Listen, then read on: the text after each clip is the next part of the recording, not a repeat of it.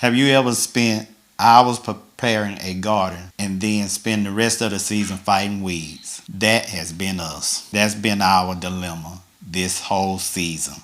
The weeds. Welcome to Abundant Fields Podcast, where faith, family, and the land comes together. This is the real journey of building a meaningful life through homesteading, stewardship, hard work, and faith, one field at a time. Whether you are just getting started or rebuilding your life around what matters the most, you're in the right place. Let's get into it. Today we're talking about why we're moving to a no-till, no-dig garden. When we started in 2020 during COVID, we made us a garden, and what we did, we did the fall garden, and then we planted a spring garden. Spring garden, the weeds always take over. You have to do a lot of work to keep weeds from taking over. And so what we did after we got started, my brother gave us a tiller that he wasn't using. So we've been using this tiller every year since we started. And so we would till the ground, and then we would fertilize, we added fertilizer, and then we would plant our vegetables, and we'll expect great results. But of course, the weeds take over. That's been our thing the whole time. So, and then last year we decided to do the homestead, and we decided we're going to go back to the spring and summer garden. So what we did when we decided to do the homestead, we took all summer and prepared for the fall garden. Yes. And let me add this, we started with the silage tarps, and they work. They did. You can definitely see the difference. You can tell the difference in the soil. You can tell the difference. The weeds were gone. The silage tarp worked. What I learned after that mulching is very important. You can do the silage tarp, kill all the weeds, all the weed seeds, but if you don't mulch, then you're gonna have some issues with grass and weeds. And to that point, and part of the garden, we had put down mulch from that we had gotten, and that was I don't know if you remember, in the fall I'd be walking down on that mulch in between the beds. We put some mulch in between the beds in the walking paths, and I'd be like, oh man, this is the way to go, because for one, it was a lot cleaner to walk on because it wasn't so muddy and dirty. It was a nice, clean path. And so that too, it just makes it look neater. Right. And gives you a better environment to try to work in, because you could get to the beds and get the vegetables and things a lot easier. That's exactly right. And so that's kind of where, that was the good thing about the mulching, but we never really finished the entire garden with the mulch, and so we didn't do the beds. We didn't mulch the bed themselves, other than the onions and the garlic and the garlic. But something else I learned, even with that, you need to mulch heavily. That was one of the things that so that's kind of how we got started. Another thing, every time we needed the ground broken up, I would always call a friend of ours, and he would bring his tractor and break the ground up for us first, and then we would go from there. And of course, in the fall, you don't have weed pressure because it's too cold for weeds, so you always have a good, nice, clean garden during the fall. Yeah. But the spring and summer is just terrible. But so that's what actually happened. It was constant weed. The soil seemed crusted over. It would get hard. Heavy rains would pack the soil. We spent more time maintaining than we did harvesting. For sure. Again this year, because I'm gonna be honest, we made plenty of tomatoes, but the weeds, just took over everything. And we went out and weeded several times. I mean, it wasn't like we sat back and said, "Oh, we just gonna let the weeds," but we couldn't keep up. We took stools, chairs, buckets, whatever we had, and sat down and pulled weeds by the roots. Yeah. But it still did not help. So then, another thing, we never really had enough compost either. Right. And that's something I'm working on now, and we're going to talk more about that in a minute, the compost side of it. I never really did get to use the little compost that we did make. So we didn't, because it wasn't enough to do anything with. And so that kind of started us questioning if there was another way that we can do this. And what I realized is that, of course, there is other ways that you can do. So I want to put this out early on in this. Tilling is good in its place. We're not here to bash tilling or saying that if you till you're doing it all wrong, because tilling works. Yeah. It works. Some of the ground you can't work unless you till it 1st. So of course tilling works, but we're gonna try. All these years, It's worked for us. Yeah, because this is not a debate. We're not trying to say till versus no till is better than no till or vice versa, anything like that. We're just going to talk about our journey. And that. Let's talk about some advantages of tilling. There are some advantages to tilling as well as no tilling. And so when you have new ground to break, tilling is the best option. That's why I say disturb the land once. With no tilling, you disturb it once to get the land, the garden area straight like you need it so that you can work it. But yes, it breaking new ground, that is an advantage of tilling. When you put your fertilizer in or your compost, what have you, or whatever you're using, it helps you to amend it more quickly.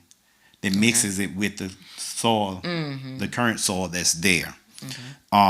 Realizing that as homesteaders, we've talked about this before, as homesteaders, you got to realize that there are different options out there. Yeah. And the biggest thing is finding the option that works for you. That's exactly right. And so that's what we're still exploring, what works best for us with our with the time that we have, the equipment that we have. That's right. And so we're going to try something a little different. That's right. And so that's our whole thing. We want to do something different. And we're just sharing it with y'all. That's exactly right. So just follow us along with this. Again, we're going to try no-till. Tilling helps you reclaim neglected areas quickly, with a lot of work, with the work that comes with the easier work. Letting machinery do it, but machinery can also compact the ground.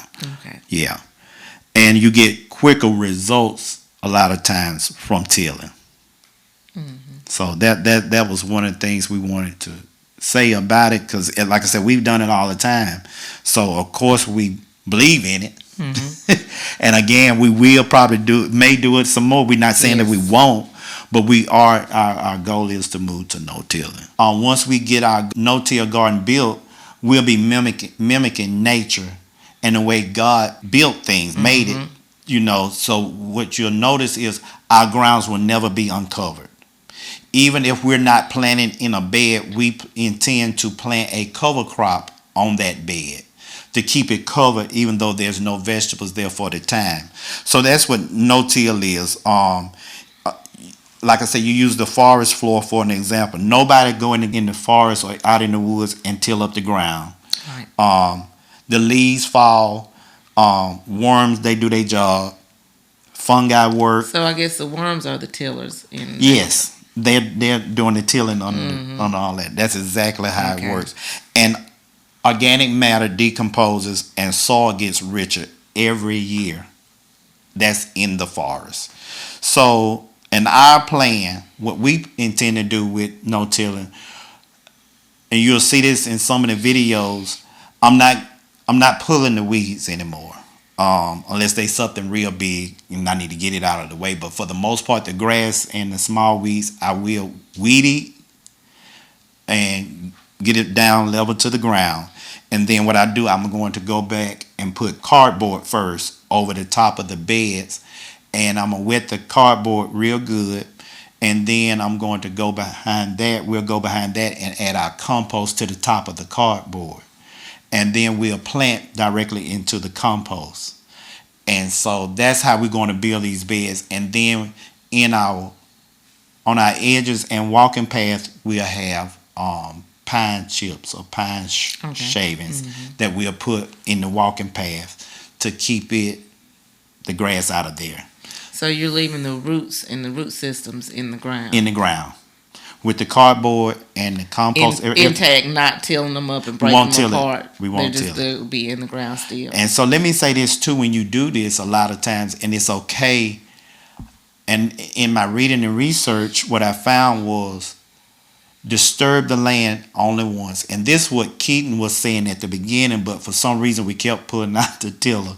But you disturb the ground once to prepare it and prep it, and then you don't disturb it anymore. Mm-hmm. And the reason that is, when you actually till, you're turning over, you're bringing what was dead seed, grass seeds that's under the ground, you're turning it over, bringing it back to the top. Oh, they were dormant underground. They were dormant underground, and so then they will sprout and take root again. That's so why they weren't actually dead. They're dormant because they're dormant, laying right? So deep. Dormant is the right word. Mm-hmm. They were dormant under the ground, and when you till, you turn that back over. And that's why it's so crazy. That's why grass gets so crazy. It gets outrageous. Yes. And weeds. So y'all can tell the weeds worried me. Our goal. Yes. They have been a worried us a bang. Because if you go and weed one section and then you go back and it look like you didn't weed at all, it's crazy. Yeah, but our goal isn't just to raise and produce vegetables. Our goal is to produce healthy soil. Yeah. So that's all a part of it. We intend to steward what God has given us, the whole spectrum of what God has given us. So we want to grow soil, good healthy soil for our vegetables and flowers and whatever we plant. Here are orchards that we plan to do, berry patches that we plan to do. We have fruit orchards and nut orchard. We intend for that to be. That's our whole goal right there. Yeah. To make sure that we have healthy soil. Healthier soil. We're talking about the earthworms and so many things that we watch and research talk about the importance of the earthworm. So this should help us see more earthworms so that they can do the job of tilling and we don't actually disturb it. They'll do the job. They're doing their natural job. Also, hopefully we'll have better water retention. Yes, from the mulch. The process, from the mulch. And even the compost and everything will help us with the water retention. Yep. And fewer weeds. I can't say that enough. But yes.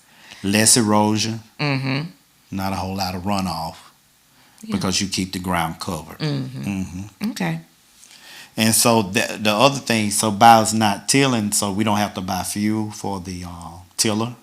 Yeah. We don't have to do any maintenance work on the tiller. We know how much the gas is. Okay.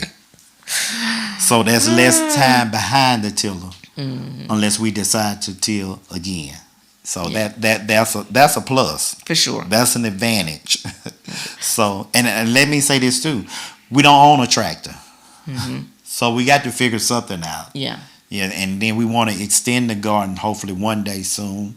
We'll extend our garden. So all we have to do is just weed eat and go start building our beds. So what would be some of the challenges that we'll have to face though? I think some of the challenges with the no-till would be compost. It's going to take more compost because you're going to now be planting strictly into the compost. We never really had enough compost, so I'm going to try this recipe for building compost, get it started and build plenty of compost, kind of faster than normal, but all natural. I'm going to do the how to with Doc recipe and get that going. But in the meantime, before we actually be able to use that compost, I am going to use the black cow manure compost that you'll be able to plant straight into. But I'll probably just do a few beds. I'm not going to try to build the whole garden like that because that can get expensive as well. But going forward, even after we get this how to with Doc recipe going and up and running, in the meantime, we'll be trying to use our own resources to keep it coming and continuously making our own compost from here on the homestead. And not sourcing it out from outside, not buying the ingredients for a recipe. So that's the plan there. Yeah.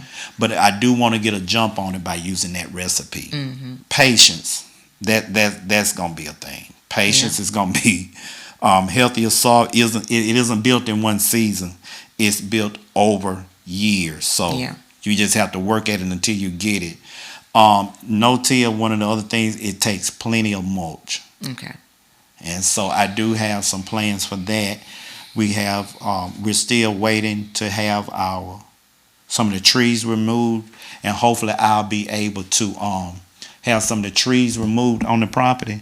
And then what we'll do is we use those we can use the limbs and maybe rent a chipper Mm-hmm. and chip those limbs up, and that'll be resources from right here on our grounds. Sounds like a plan. Yeah. And it's gonna be a learning curve. Yeah.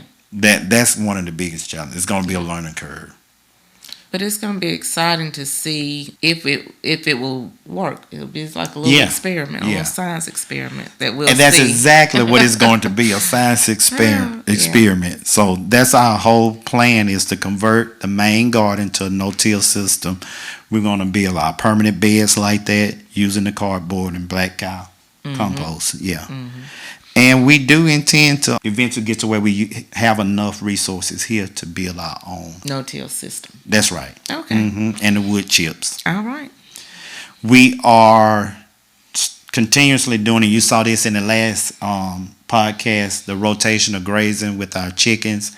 And soon we'll be adding pigs back. Mm-hmm. That become part of that. Also, meat rabbits that will be coming a part of that. Yes. They'll be part of the rotation of grazing, as well as we'll be able to use their manure. The rabbits' manure. Mm-hmm. That'll be a good source. What do you call that? That's rabbit manure. Okay. There's so many names for different stuff. I'm still learning. And we do plan to document this journey all the way through. Mm-hmm. So we want y'all definitely to follow that. That's and we're not just telling you about it. We want to invite you to follow us and watch it with us. And since I'm throwing that caveat in there, let me say this: just go ahead and hit that subscribe button and turn on that notification bell, so that when we come with some new content, you'll be able to get that alert to let you know to join us. One of my friends today asked me if the chickens were going to miss me because I'm about to start back to school working. School has been out, but I have worked quite a bit this summer, but my job is more flexible in the summer. And I told her they will probably be fine. It may seem as if I've done a lot with the chickens, but she has. I've done more than I intended to, for sure. Yes, she has. She's done great. When I went out of town. Yeah, I worked with them then. She fed them and collected the eggs and watered them. Yeah. Last week when we moved them. We helped move them. Okay. I helped move them when they were moving them. Yes, she helped move them. And I'll go out and check on them too. Yeah. But yes, I'm gonna still be out there though. Y'all still see me, even though summer is winding down. I still will be out there some more with the chickens. Exactly. Mm-hmm. And so, one thing I like to do is just pose these questions to our audience. If you have a garden, tell us: do you till or do you do the no-till system? Another thing I would have: would you consider switching one way or the other? If whatever way you're doing, would you have you ever looked into another system besides the till or the no-till that you probably would do? And tell us what has worked for you. What I would like to do going forward is have a community segment where if you leave us a comment or ask a question before we close out, we'll try to answer that question or respond live. Not saying that we'll get to all of them in one podcast, but we will be going through and we will respond to somebody from our community or our followers that ask us a question or leave a comment. So that's it. I think that's it for tonight. Mm-hmm. And we enjoyed you all again joining us for episode 8. Can you believe this 2 months in? 2 months we've been doing the podcast. And we are so happy this time to have our editor-in-chief producing us tonight. Yes, he's in. We are so glad to have him in the background helping us out. Yes. Always. Yep. So until the next time, hey, hit those comments now so you can be featured in our community segment. Sounds great. All right. Until next time. Thanks for joining us on the Abundant Fields podcast. If today's episode encouraged you, be sure to subscribe, leave a review, and share it with a friend. Follow Abundant Fields across social media for more content on faith, family, and homesteading. Remember, we're not just growing food. We're growing faith, strengthening the family, and cultivating a legacy. Until next time, God bless and keep sowing seeds of faith.